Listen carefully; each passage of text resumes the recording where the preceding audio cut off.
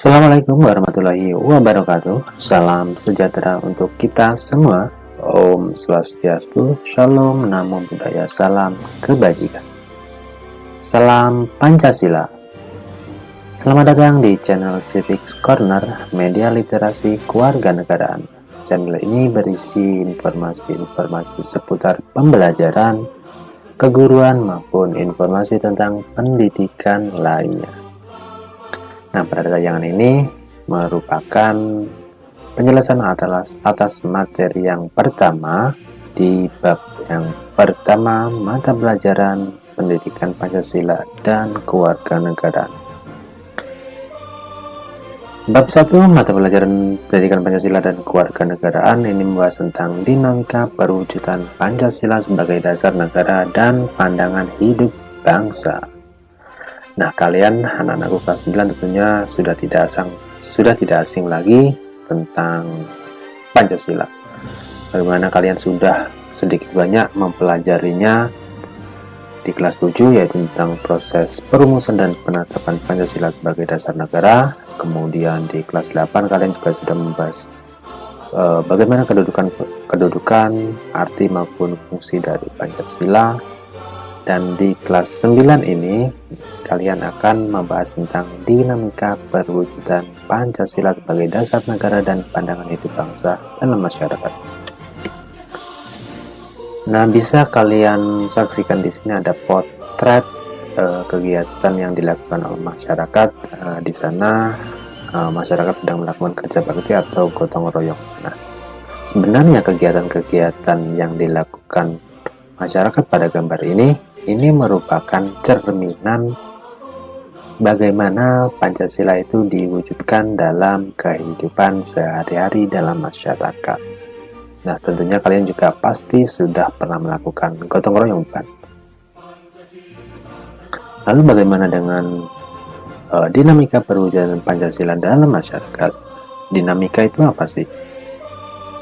Dinamika secara umum bisa diartikan sebagai sesuatu yang selalu bergerak, sesuatu yang terus berkembang menyesuaikan dengan kondisi yang ada di masyarakat. Nah, dinamika Pancasila, dinamika perwujudan Pancasila berarti di sana bagaimana Pancasila itu bisa menyesuaikan dengan kondisi-kondisi yang ada di masyarakat. Mulai dari sejak Pancasila itu ditetapkan sampai saat ini.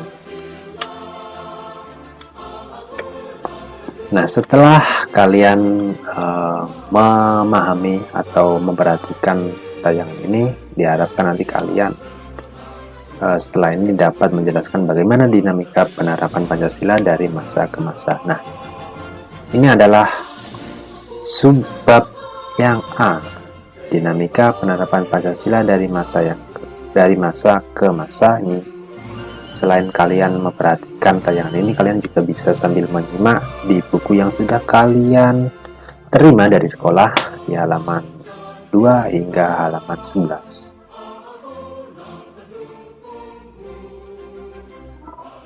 Dinamika penerapan Pancasila dari masa ke masa diklasifikasikan ke dalam beberapa fase. Masa yang pertama adalah masa awal kemerdekaan, masa Orde Lama, masa Orde Baru, dan terakhir masa reformasi. Nah, ini adalah masa yang sedang kita jalani. Kita bahas mulai dari masa awal kemerdekaan. Nah, pada periode awal kemerdekaan ini, Pancasila penerapannya itu menghadapi berbagai macam ancaman. Nah, ancaman-ancaman itu yang pertama adalah pemberontakan PKI di Madiun. Pemberontakan ini dipimpin oleh Musso, terjadi pada tanggal 18 September 1948. Tujuan dari pemberontakan ini apa sih sehingga bisa disebut sebagai ancaman? Tujuannya adalah pemberontakan PKI ini adalah mendirikan negara Uni Soviet yang berideologi komunis. Nah, dengan kata lain di sini pemberontakan PKI berusaha mengganti ideologi Pancasila menjadi ideologi komunis. Nah, pada akhirnya pemberontakan ini dapat digagalkan oleh bangsa Indonesia. Kemudian ancaman selanjutnya ada pemberontakan Darul Islam atau Tentara Islam Indonesia. Nah, pemberontakan ini dipimpin oleh Sekar Maji Marijan Kartosuwiryo.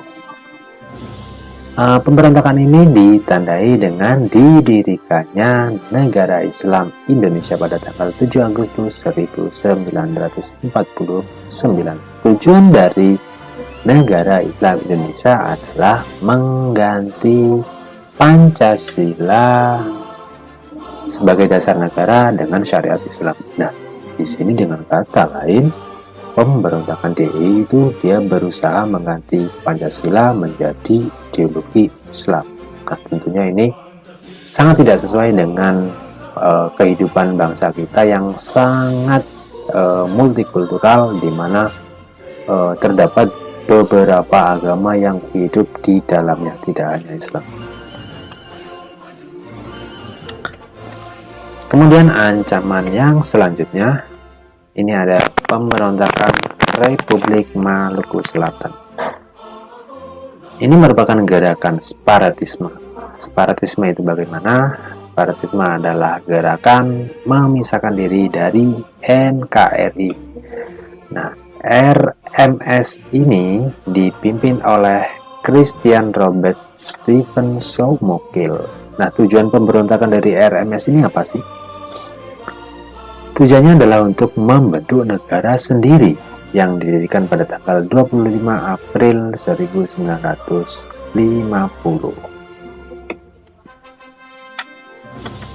Ancaman selanjutnya, ini ada PRRI atau Permesta, Pemerintah Revolusioner Republik Indonesia atau Perjuangan Rakyat Semesta. Gerakan ini dipimpin oleh Syarifuddin Prawiranegara dan Pence Sungwal pada tanggal 1957 hingga 1958 di Sumatera dan Sulawesi. Nah, gerakan ini bertujuan memberikan koreksi untuk pemerintah pusat yang pada saat itu dipimpin oleh Presiden Soekarno.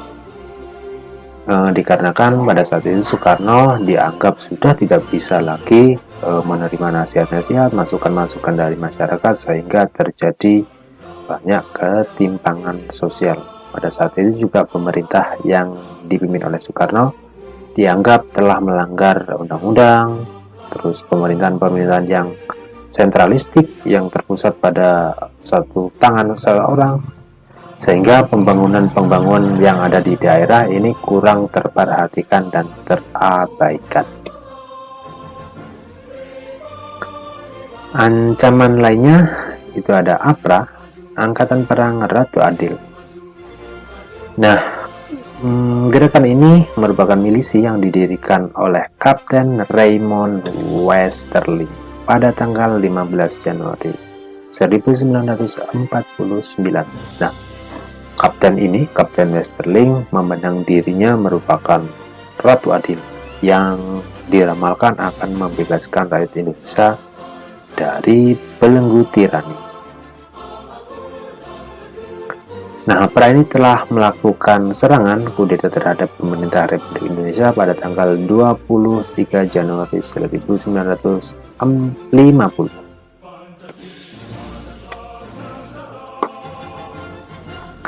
Dan ancaman yang terakhir di masa awal kemerdekaan adalah perubahan bentuk negara. Nah, dulu di awal kemerdekaan, negara kita itu pernah berbentuk serikat, kemudian berubah menjadi negara kesatuan.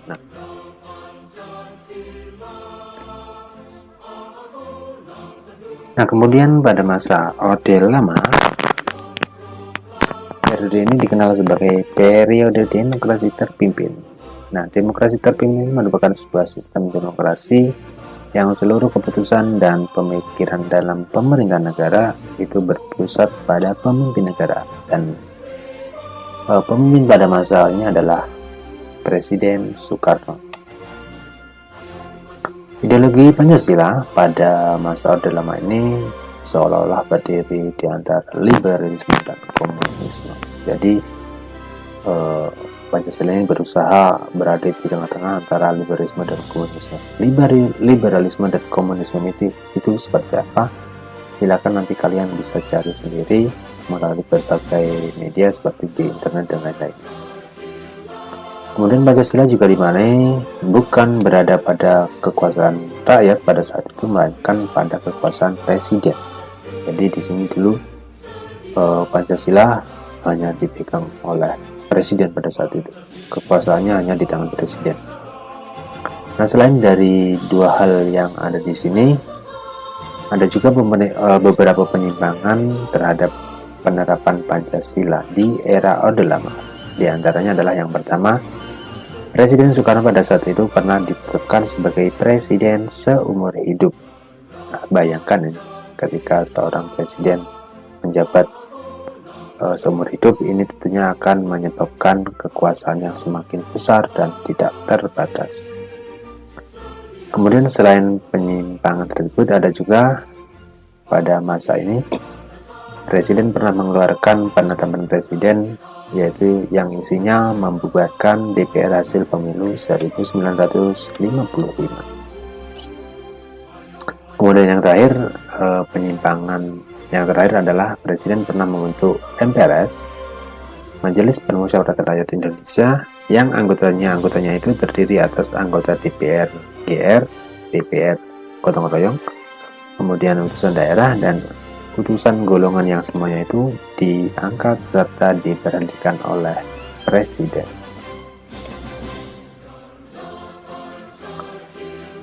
Kemudian pada masa Orde Baru, Orde Baru ini merupakan masa yang dinahkodai atau dipimpin oleh Presiden Soeharto. Kalau di masa awal kemerdekaan dan masa Orde Lama tadi itu dinahkodai oleh Presiden Soekarno, di Orde Baru ini nahkodanya adalah Presiden Soeharto. Nah, Orde Baru ini sebenarnya berupaya untuk mengembalikan nilai-nilai Pancasila pada kemurnian. Di beberapa literatur, misalnya kalau di buku juga menjelaskan bahwa sebenarnya Orde Baru ini berusaha untuk melaksanakan Pancasila itu secara murni dan konsekuen. Tetapi dalam praktiknya terjadi beberapa penyimpangan. Pada pelaksanaannya, nilai-nilai Pancasila seringkali dianggap hanya dimanfaatkan untuk kepentingan golongan dan untuk melanggengkan kekuasaan. Dan pada periode ini, kebebasan politik dan kebebasan pers itu sangat dibatasi. Kemudian pada masa yang terakhir ini adalah masa reformasi. Nah, masa reformasi ini terjadi pada tahun 1998 hingga sekarang. Nah, reformasi ini ditandai dengan peristiwa mundurnya Presiden Soeharto sebagai presiden pada tanggal 21 Mei 1998. Nah, sejak saat itu sampai saat ini sering disebut sebagai masa reformasi. Nah, pada masa reformasi ini, pemerintah sebenarnya berupaya untuk menjaga dan menerapkan nilai-nilai Pancasila. Nah, pada saat itu Pancasila mulai diupayakan untuk selalu dilaksanakan pada kegiatan sehari-hari masyarakat misalnya. Pada saat itu juga pernah dilakukan amandemen Undang-Undang Dasar sebanyak 4 kali. Nah, itu amandemen tersebut sebenarnya bisa dikatakan juga sebagai upaya untuk menerapkan nilai-nilai Pancasila. Kemudian di masa reformasi juga muncul gerakan-gerakan yang sebenarnya gerakan tersebut dapat menjadi ancaman terhadap penerapan Pancasila sebagai dasar negara maupun pandangan hidup bangsa. Sering kalian saksikan di televisi misalnya, atau di berita-berita di koran maupun di media massa, di internet dan lain-lain. Itu banyak sekali gerakan-gerakan seperti separatisme, radikalisme maupun terorisme. Nah, ini gerakan-gerakan ini sebenarnya ini sangat berbahaya terhadap eksistensi Pancasila di negara kita. Nah, selain dari ketiga kegiatan ini, ada juga kegiatan-kegiatan yang sebenarnya tanpa kita sadari itu juga tidak sesuai dengan penerapan nilai-nilai Pancasila dalam kehidupan masyarakat. Kegiatan-kegiatan seperti apa? Ini sering kita mendengar kasus-kasus seperti pergaulan bebas, pola komunikasi yang tidak beretika, misalnya antara yang muda dengan yang tua tidak saling menghormati, tidak adanya sopan santun, dan lain-lain. Kemudian ada juga peredaran narkoba, minuman keras, aksi anarkisme. Anarkisme ini adalah aksi yang tidak mengenal hukum, tidak memandang hukum, aksi yang ngawur. Kemudian ada juga aksi vandalisme. Nah, kegiatan-kegiatan tadi itu yang dari pergaulan bebas sampai kegiatan vandalisme ini sebenarnya merupakan kegiatan-kegiatan yang apabila tidak disikapi dengan baik oleh pemerintah maupun oleh bangsa Indonesia, ini akan memicu terjadinya perpecahan dan penurunan moral. Perpecahan dan penurunan moral tentunya sangat berbahaya bagi penerapan Pancasila di era reformasi. Kemudian di era reformasi juga sebenarnya sudah ada keseriusan pemerintah untuk mempertahankan nilai-nilai Pancasila sebagai dasar negara dan sebagai pandangan hidup bangsa.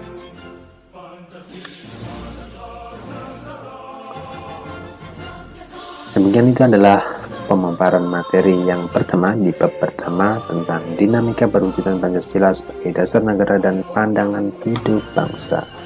Nah, bagi anak-anakku sekalian kelas 9, apabila dirasa dari kalian ada yang belum dipahami atau ada hal-hal yang sulit